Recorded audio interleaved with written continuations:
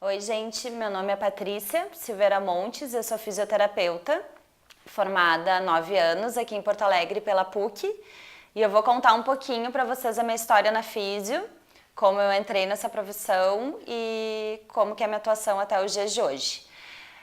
Eu decidi fazer fisioterapia na faculdade sem saber ao certo do que se tratava, mas eu sempre tive muito ligada a esportes, especificamente ao skate. Eu gostava de andar bastante, frequentava campeonatos, assim, eu não competia, mas estava ali participando dos campeonatos e via sempre aquela tenda da fisioterapia, né, da reabilitação, e eu achava incrível, ficava imaginando assim que a fisioterapia deveria fazer só isso, né, reabilitar pessoas após algum trauma, algum machucado. Daí eu decidi entrar na faculdade achando que era só isso e depois me deparei com aquele universo incrível da fisioterapia e me apaixonei por todas as áreas da fisioterapia. Logo que eu me formei, eu pensava, antes um pouquinho de me formar, eu pensava que em qualquer setor da fisioterapia, dentro de uma UTI, com crianças com problemas neurológicos, qualquer que fosse a área, eu ia estar muito feliz. Então aconteceu que logo, antes de me formar um pouquinho, o meu supervisor de estágio lá na PUC me indicou para trabalhar numa clínica aqui em Porto Alegre, que é basicamente de traumato-ortopedia. Então, desde formada, eu já fui mais para esse rumo e que eu também sou muito apaixonada e comecei a me especializar cada dia mais. 1 ano e meio depois de formada, eu entrei na pós-graduação da ESEF, da URGS, da Universidade Federal aqui em Porto Alegre. Fiz a pós-graduação em cinesiologia. Depois comecei a fazer várias outras formações, especializações também em reeducação postural global, pilates, bandagem, dry needling, tudo sempre envolvendo essa área músculo-esquelética e traumato-ortopédica. Em 2011 eu fui para Curitiba fazer um curso de estabilização segmentar, porque eu comecei a ter uma demanda muito grande de pacientes com dor lombar. E pesquisando na internet eu achei algumas coisas interessantes sobre estabilização e vi que a escola de terapia manual estava oferecendo essa formação em Curitiba.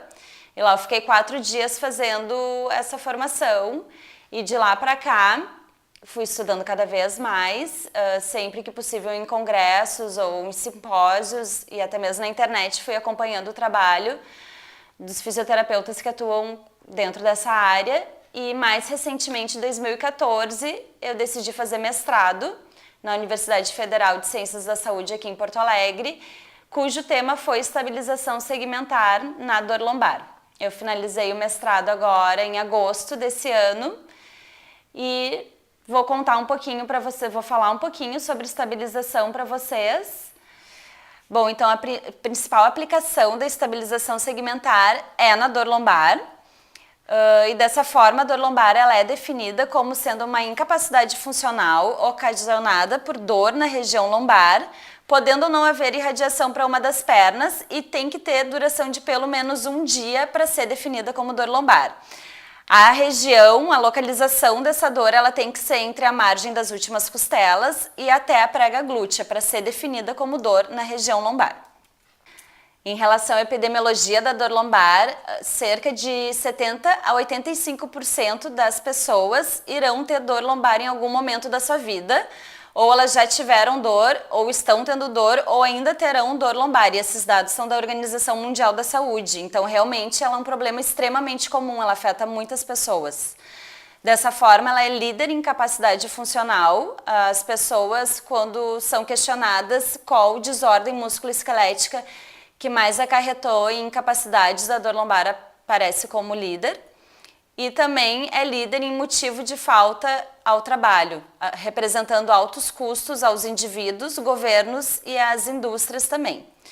Os dados do Brasil são bastante escassos, mas alguns autores dizem que mais de 50% da população brasileira tem dor lombar nesse momento.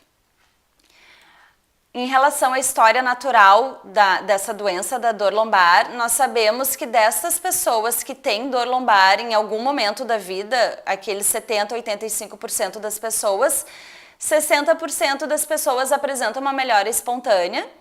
Porém, o que acontece é que de 10 a 40% desses indivíduos passam a ter sintomas recorrentes, passam a ter dor lombar crônica e desses de 1 a cada 5 começam a apresentar grandes incapacidades ocasionadas pela dor lombar, gerando assim ainda mais custos, tanto por motivo de afastamento, como consultas médicas, realização de exames de imagem, cirurgias. Dessa forma, esses indivíduos vão representar altos custos e por isso que nos últimos 20 anos começaram a ser feitos mais estudos, começou a ser fomentado a pesquisa científica nessa área. A dor lombar ela pode ser classificada em relação ao tempo. Dessa forma, a dor aguda é aquela dor que persiste até 1 mês e a dor crônica é quando os sintomas passam dos 3 meses de duração. Ela também pode ser classificada em relação à causa. Dessa forma, a dor lombar não específica é a que acaba afetando o maior número de indivíduos. 85% das pessoas que têm dor lombar não têm um motivo sério para ter dor e a gente não pode relacionar os sintomas do paciente a achados de exame de imagem, por exemplo.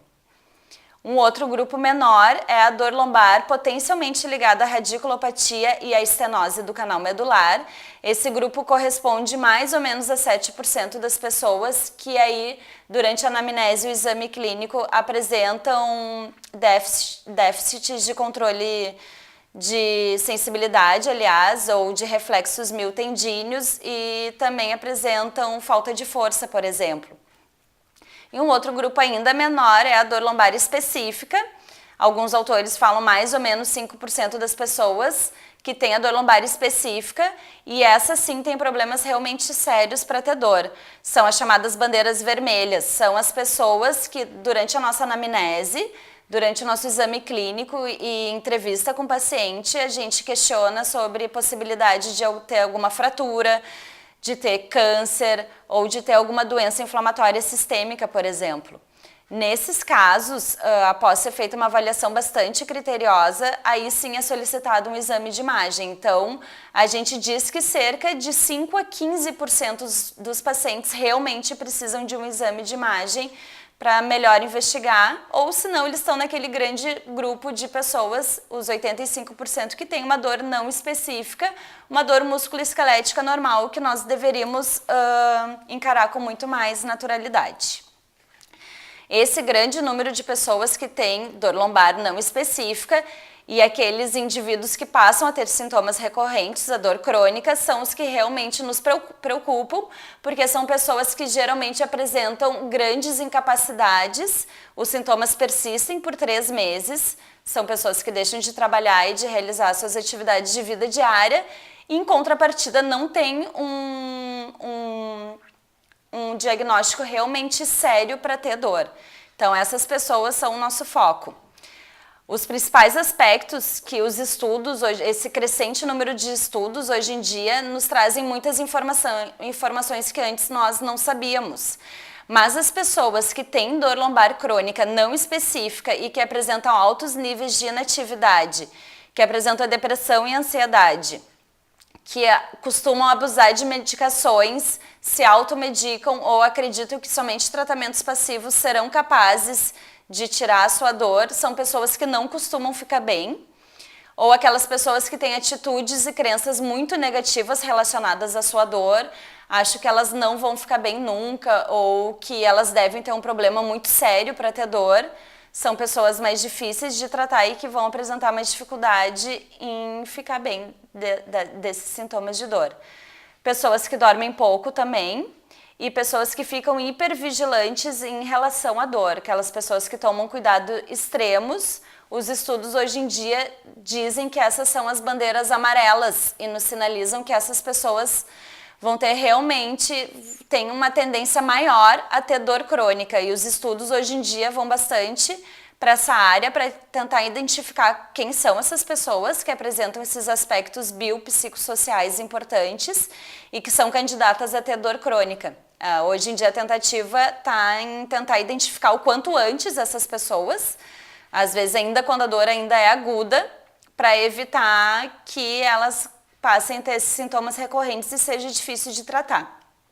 Por outro lado, nós também temos a corrente de pesquisa principalmente dos pesquisadores australianos, que dizem que essas pessoas com dor crônica apresentam, além de todos esses aspectos biopsicossociais, também apresentam uma alteração no controle motor da musculatura profunda. E é aí que a estabilização segmentar entra. Lembrando que cada indivíduo percebe, processa a dor e responde de uma forma muito individual e que a dor nunca é igual para as diferentes pessoas. A gente sempre tem que avaliar o paciente e ver quais esses aspectos são pertinentes, se a pessoa apresenta um maior déficit de controle motor ou se apresenta algum aspecto biopsicossocial mais relevante. Cada paciente é um paciente, a gente sempre deve partir de uma avaliação muito criteriosa para decidir qual abordagem nós vamos usar. A estabilização segmentar vertebral, então, é definida como a habilidade de prevenir movimentos indesejáveis, intervertebrais e simultaneamente mover as extremidades e o tronco ao redor de uma coluna equilibrada, sem acarretar dor ou lesão ao tecido. De qualquer forma, faz parte das diretrizes de tratamento para dor lombar, as mais atuais dizem que para tratamento de dor lombar crônica tem que ser abordado qualquer tratamento ativo com o paciente.